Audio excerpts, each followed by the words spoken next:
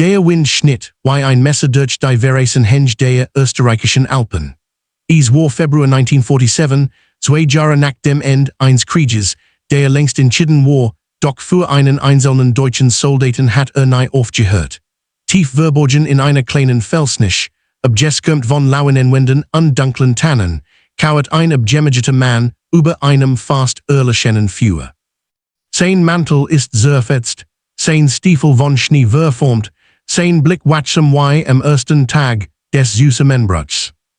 Kein Radio, kein Zeitung, nur das Nirschen des Schnees und die ständige Angst, entdeckt zu werden. Für einen existierten nur zwei Gewissheiten, dass die Front gefallen war und dass ein falscher Schritt einen in Gefangenschaft oder Schlimmeres führen konnte. 2 Jahre lang hat überlebt von geschmolzenem Schnee, ein paar konsequendosen und seltenen Begegnungen mit schweigenden Hirten, die mehr Mitleid als Misstrauen empfanden. Doch heute war etwas anders.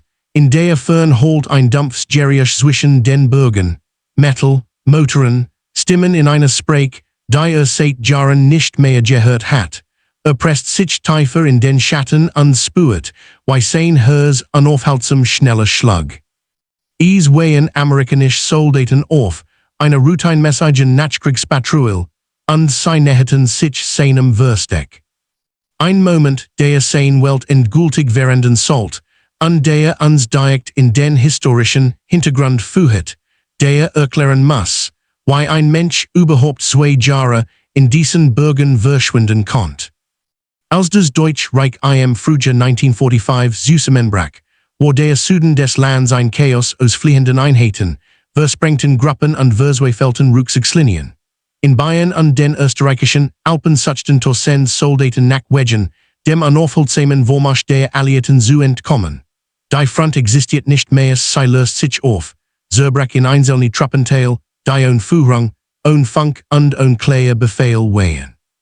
Manch ergeben sich sofort, und die versuchten, sich über improvisiert Routen nach Hause durchzuschlagen, und einige wenige, oft sehr junge Männer, verschwanden in den Bergen, überzeugt, dass sie besser überleben konnten, wenn sie sich der Gefangenschaft entzogen.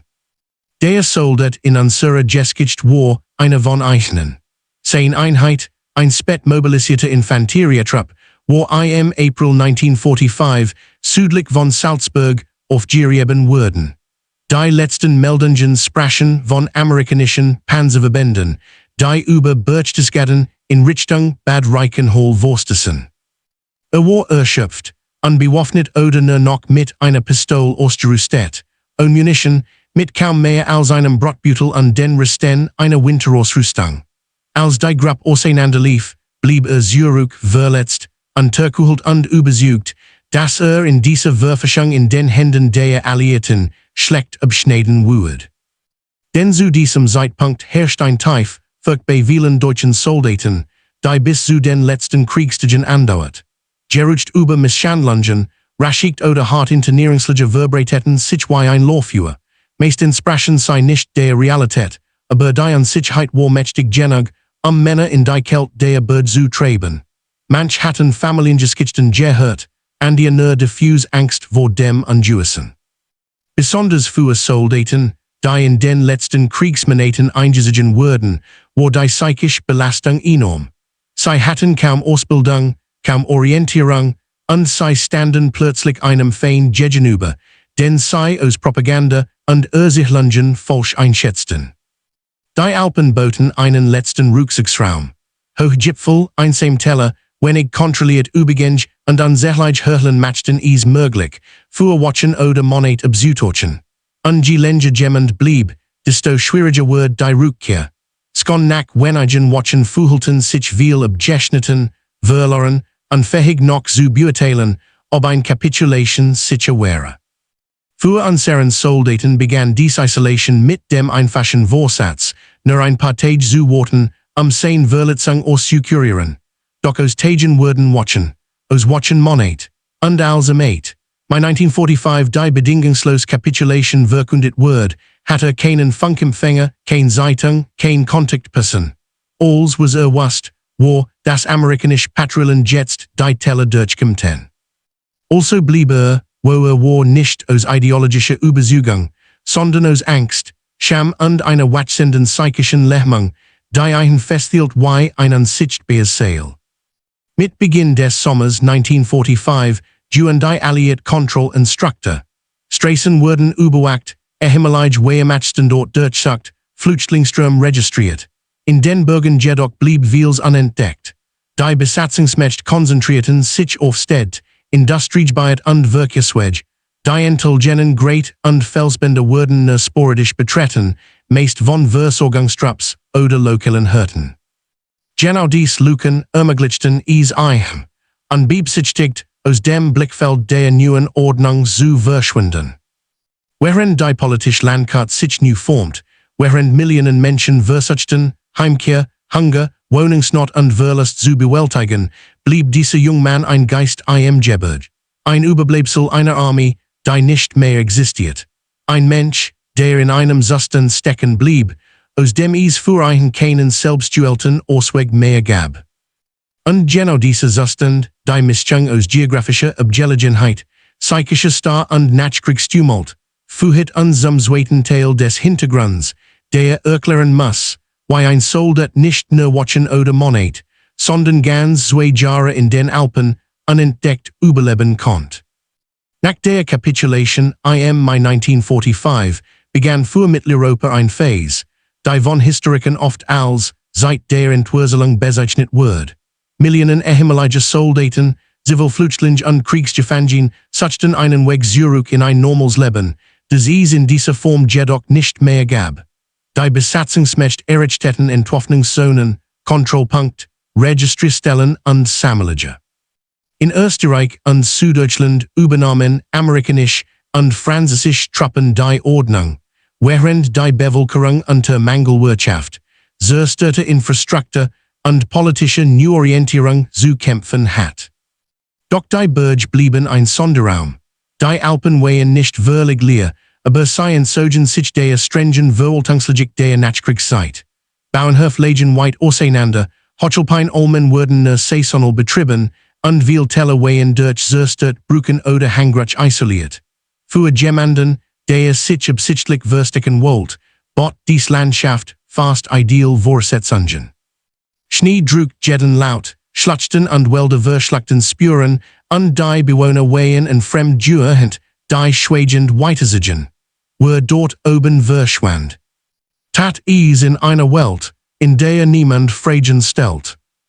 Der Soldat, der seit April 1945 im Gebirge lebt, nutzt zunächst die Reste seiner militärischen Ausrüstung. Ein paar Patronentaschen, ein Feldflasch, ein Deck, ein beschädigtes Kotschesker. Nahrung fand in verlassenen und Türständen, in alten Bergdepots, die über die Jahre angelegt wurden waren, und in seltenen Momenten, in denen ein Hirt heimlich etwas Brot oder Käse zusteckt. Dies Hilfe erfolgt nicht aus politischer Sympathie, sondern aus menschlichem Mitgefühl, die meisten kannten Geschichten von Männern, die sich nicht trauten, heimzukehren, weil sie glaubten, als Soldaten stigmatisiert oder bestraft zu werden. Parallel dazu verschärft sich die psychische Isolation. Über Monat hinweg fehlten jegliche Informationen über den Zustand der Gesellschaft, die politische Lage oder die Praxis der Alliierten. In seiner Vorstellung blieb die Jeffer unverändert. Glaubt, dass die Amerikaner noch immer nach einzelnen Soldaten suchten, dass ehemalige Wehrmachtsangehörige hart behandelt wurden oder dass man ein vielleicht mit Verbrechen in Verbindung bringen könnte, die nie begangen hat. Solche rationell, aber nachvollziehbare Ängste waren bei vielen Versprengten dokumentiert. Die einsam Umgebung verstärkt sei, Gedanken wurden kreislich auf, Geriach wurden bedrohungen, jede Nacht, jeder Winter, jede Watch bestätigt unbewusst, dass der Rückweg unmöglich geworden war. Währenddessen strukturiert sich das besetzt Österreich neu. Die US-Armee richtet Stützpunkt ein, überwacht die Militarisierungszonen und kontrolliert regional Verkehrswege. Die Prioritäten legen jedoch auf Entnazifizierung, Versorgung der Bevölkerung, Wiederaufbau von Transportlinien und Verwaltung der Flüchtlingsströme. In den Listen fehlten nur noch wenige vermisste Soldaten, doch keiner der Verantwortlichen ging davon aus, dass die sich freiwillig seit Jahren in den Alpen versteckten. Die Bergregionen wurden nur punktuell untersucht, meest im Rahmen von Vorstarbeiten oder späteren Infrastrukturprojekten. Dies Umstand erklären, warum der Soldat unentdeckt blieb, nicht, weil ein ausgewöhnliches Tarnungsgenie war, sondern weil die Nachkriegswirklichkeit selbst Raum für Unwahrscheinliches ließ. Es wurde Zusammenspiel aus geografischer Abgeschiedenheit, behördlicher Überlastung, lokaler Zurückhaltung und innerer Verzweiflung, das sein Verschwinden möglich macht. Doch dies Phase der Unsichtbarkeit konnte nicht ewig anhalten. Denn als die amerikanischen Besatzungstruppen 1947 ihre Präsenz in höheren Lagen ausweiteten, stießen sie auf Anzeichen menschlicher Aktivität, die dort oben nicht mehr in die Ordnung der Nachkriegsjahre passten. Spuren im Schnee, Asch, ein improvisierter Unterschlupf. Und damit begann die Geschichte eines Manns, der längst glaubt, für die Welt verloren zu sein, und doch bald auf den Soldaten treffen würde, die eigen zurück in den Realität führen sollten, die verlassen hat. Isolation verändert den Menschen. Für unseren Soldaten war sie nicht nur ein Zustand, sondern ein allmählicher Zerfall innerer Strukturen, was als taktische Entscheidung begann, ein vorübergehendes Versteck, bis sich die Lage klärt, verwandelt sich in ein seelisch Star. Psychologen beschreiben dieses Phänomen später als Erland Hoffnungslosigkeit, eine Situation, in der Mensch glaubt, dass jede Entscheidung eine Verschlechterung bringt. Genau das erlebt in den Bergen. Die Tage wurden zu Einheiten und Bedeutung. Sonnenaufgänge markierten nicht mehr Zeit, sondern nur Licht. Geriach wurden zu Bedrohungen, still wurde zur einzigen Verlässlichkeit. Sein Denken kreist immer enger dieselben Fragen, was, wenn die Amerikaner mich bestreifen, was, wenn meine Familie mich abelhnt, was, wenn ich nicht mehr in dieses New Deutschland pass. In dieser Situation, in der Verle des Jesper für Veränderung. Die Welt unter ihm erholt sich langsam vom Krieg, doch in seinem Kopf blieb sie im Jahr 1945 stehen. Jeder mögliche Schritt nach draußen schien zu groß, zu endgültig, zu riskant. Also entscheide jeden Tag aufs Neue nichts zu entscheiden. Und genau das verlängert sein Flucht. Dies in der Gefangenschaft war es am Ende, mehr als jede feindliche Gefahr, die eigen Zwei Jahre im Alpen Niemandsland festhielt. Die Alpen sind, Zuflucht und Gefängnis. Sie schenken Schutz durch Unzugänglichkeit, und sie bestrafen Gen, die zu lang bleiben. Der Soldat kennt das Hochgebirge von früheren Manövern, doch Überleben über Monate hinweg verlangt mehr als Orientierungssinn. Der Winter bracht meterhohen Schnee, eisig Vollwind und nicht, die Temperaturen weit unter den Gefrierpunkt drückten. Wer draußen überleben wollt, braucht Schutzraum, klein Hörlen, Felsvorsprung, verlassen Almhütten. Dort lagert trockens Holz, schmolz Schnee, kocht spärlich Rationen und hielt sein Kleidung notdürftig instand. Für musste klein halten, keinen Rauch sichtbar werden zu lassen. Im Sommer war das Risiko anders. Muren, Schmelzwasser, Steinschlag, weil die Tiere wehen selten gefährlich, aber Nahrung war ständig knapp. Lernt, welch Pflanzen essbar wehen, wann wie auf die Almen getrieben wird und welch Wasserstellen zuverlässig blieben. Sein welch schrumpft auf wenige Quadratkilometer zusammen, ein Netz aus vertrauten Faden, auf dem jeder Schritt kalkuliert war. Dies Landschaft rettet ein und quält ein zugleich. Sie versteckt ein vor Patrouillen, doch sie isoliert ein von allem Menschlichen. Obwohl sich versteckt, lebt nicht wirklich ohne Begegnungen. In abgelegenen Bergregionen ist Schweigen eine Art unausgesprochener Kodex. Hirten, Holzknecht oder Bauern, die in den ersten Monaten nach Kriegsende auf einen treffen, regierten weniger mit Skok als mit vorsichtiger Distanz. Wir hatten selbst Sirhen und der Front verloren oder warteten auf Vermisstenmeldungen. Einige geben einem heimlich Brot, ein Stück Speck oder etwas Ziegenkes. Andere sagten nichts, sahen weg und gingen weiter. Niemand meldet ein, wie aus Mitleid, wie aus Angst, Ärger mit den Besatzungstruppen zu bekommen. Doch dies Kontakt blieben kurz, flüchtig und wirksam. Für den Soldaten wurden sie zu einem kaum greifbaren Erinnerungsrest und Mitmenschlichkeit. Diese Begegnungen hätte ein Wendepunkt sein können, ein Gespräch, ein Hinweis, ein Weg zurück in die Gesellschaft. Aber traut sich nicht. Antwortet knapp, mit Namen, vermid Gede bit Hilf. Dies freiwillig gepflegt, Distanz Wartale, sein psychischen Fortbestehens, Verstek. Menschlich ne het eigen en sein Verantwortung erinnert. Dava fugtiet, sich, wie lijkt meer als, voor jedem Soldaten. Dies drei Blickwinkel zeigen, waarom sein Verstek nicht nur möglich, sondern tragisch folgerichtig war. Doch des Gesamtbild zu vervollständigen, müssen wir auch geen Perspektiven betrachten. Die außerhalb seiner eigenen Wahrnehmung legen. Aus militärischer Sicht war das Zwei Verstek nicht das Resultat ausdauerlicher Tankunst, sondern eine Kombination aus Zufall, Gelend und Prioritätensetzung. Nach 1945 konzentrierten sich die Alliierten auf Infrastruktur, Verkehrswege, ehemalige Militärdepots und Ballungsraum. Die Berge standen weit unten auf der List, weil aus eigenen kein Jeffer mehr erwartet wird.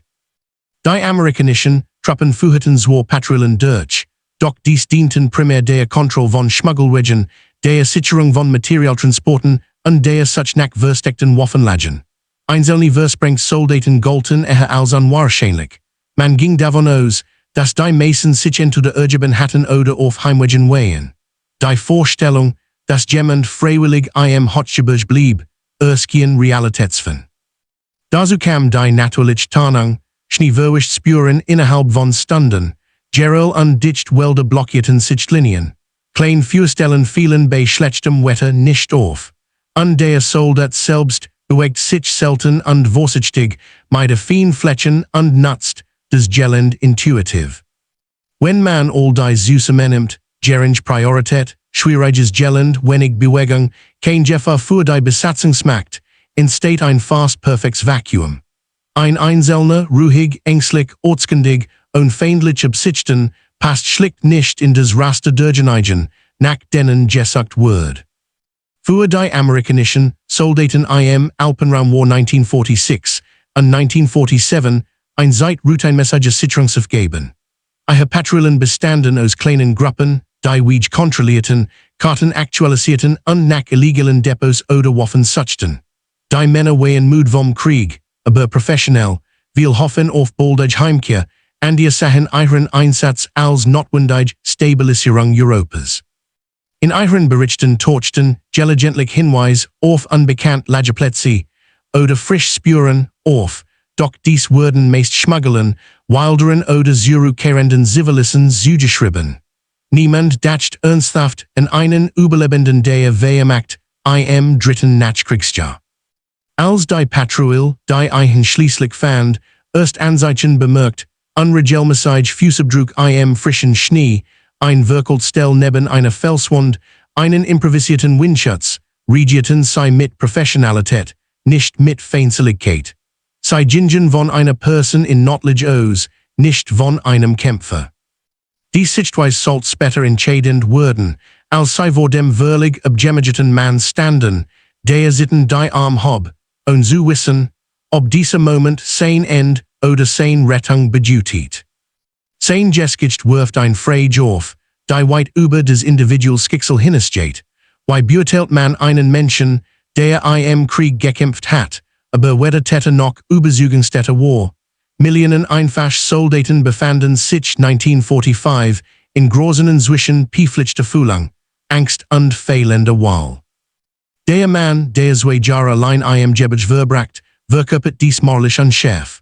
War kein Ideolog, kein Täter, kein Überzeugter, aber auch kein Opfer im klassischen Sinn.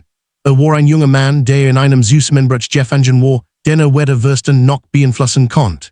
Seine Entscheidung, sich zu verstecken, entsprang keinem fanatischen Durchhaltwillen, sondern einer tiefen Verunsicherung darüber, was richtig und falsch, gefährlich und sicher war.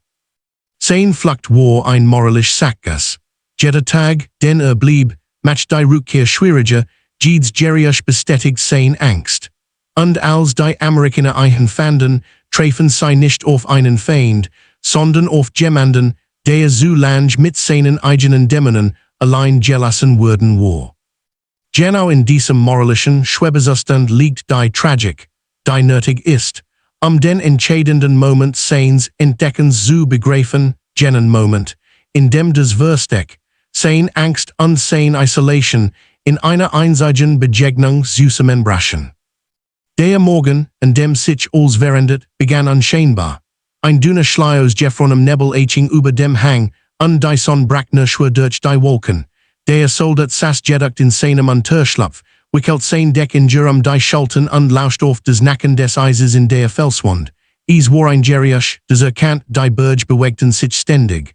Doch hüt misste sich etwas Fremds darunter, ein rhythmischer Klang, Metal auf Stein, dann Stimmen. Und schließlich, des unverwitselbare Summen eines Motors, der sich den schmalen Forstweg hinabarbeitet. Erst 2 Jahre lang hat gelernt, Geriusch zu lesen wie Spuren im Schnee, des Heire war ein Patrouille, amerikanisch, bestimmt 3 oder 4 Mann, des Nurschen variet grob Solen, des Murmeln englischer Word klarer, die näher sei kämen, erpresst den Rücken gegen die Felswand, spuet sein Hers bis in die Fingerpotchen. In seinem Inneren kämpfen zwei Impuls, fliehen oder sich ergeben. Doch was, dass sein geschwächter Körper ein Flucht nicht lang durchhalten würde. Also blieb reglos, wie ein Stück Schatten zwischen den Steinen. Die Soldaten kämen langsam näher, prüfen Spuren am Boden, hielten inne, bereiten sich. Einer zeigt auf den Hang. Ein anderer hob den Kopf und entdeckt die Russspuren, die der Wind nicht wirklich hingeweht hat. Es war nur ein klein, dunkel Stell, kaum sichtbar, aber vorgebt Orgen ein Hinweis, Heire war jemand. Sie näherten sich zu Fass, Waffen locker, nicht erhoben. Die Situation war für sie unklar, wie ein Wilderer, wie ein vermisster Zivilist. Niemand erwartet einen deutschen Soldaten in zerrissener Uniform. Doch wenige Meter vor seinem Versteck blieb einer der Amerikaner stehen. Sagt nur ein Wort, hey, someone's here. Der Soldat hört die Schritt direkt vor sich. Spürt die Vibrationen im Boden. Und dann sah sich die Silhouette eines Manns im Wintermantel, die Mündung eines Jüngers, das nicht auf einen zielt, aber bereit war. Sein Angst brach wie ein Damm. Nachzudenken, hob langsam sein Hand, kein Wort, nur ein Bewegung, zittrig und schwer. Die Amerikaner zögerten einen Moment, überrascht von der Gestalt, die aus dem Schatten auftaucht. Sein Gesicht war eingefallen, der Bart lang, die Kleidung Jahre geltet. Dann sagt einer der Soldaten ruhig, it's all right, come out. Es war der erst Satz menschlicher Ansprech, den seit Monaten gehört hat. Und genau dieser Moment, des Vorsichtig haben seine Hände, des Erkennen der Wahrheit durch die Patrouille, leitet den Wendepunkt ein. Doch die eigentlich Dramatik folgt erst, als sie begriffen, wenn sie vor sich hatten. Doch vielleicht liegt die wahre Bedeutung dieser Episode nicht in den Panzern, den Karten, den Armeen oder den Befehlen. Vielleicht liegt sie in dem, was übrig bleibt. Wenn der Lärm des Krieges verstummt. In den Erinnerungen der Männer, die auf beiden Seiten kämpfen, taucht immer wieder dieselbe Frage auf. Wofür maskierten sie durch Schnee und Schlamm? Wofür hielten sie Linien, die längst strategisch bedeutungslos wären? Wofür starben Kameraden in Wäldern, deren Namen heute kaum jemand kennt? Es ist ein Frage, die kein einfach Antwort kennt. Für einige war es Pflicht. Für andere Überzeugung. Für die meisten jedoch war es schlicht Überleben, ein Verzweifeltes Festhalten und Kameradschaft, weil sonst nichts mehr blieb. Und heute, wenn wir dies letzten Monat des Krieges betrachten, erkennen wir etwas Erschreckendes und gleichzeitig Zeitloses. Je näher ein Regime seinem Ende kommt, desto teurer bezahlt es die letzten Kapital. Und selten sind es die Verantwortlichen, die den Preis tragen. Es sind die Soldaten, die Zivilisten, die Namenlosen, die Männer der Heeresgruppe Nordwesten nicht, dass ihre Rückweg abgeschnitten wären. Sie wussten nicht, dass sie längst Teil einer Geschichte wären, deren Ausgang feststand. Doch genau hier beginnt die wichtigste Lehre. Denn die Soldaten, verstrut, abgeschnitten, von jeder Hoffnung verlassen, zeigen uns etwas, was oft im Schatten der großen Schlachten verschwindet. Das Mut nicht immer im Sieg liegt. Manchmal liegt einfach nur im Weitermachen. Einen Tag länger. Einen Schritt weiter. Selbst wenn die Welt bereits entschieden hat, dass man verloren hat. Vielleicht ist das der Grund, warum dies Episode aus dem Krieg bis heute nachholt.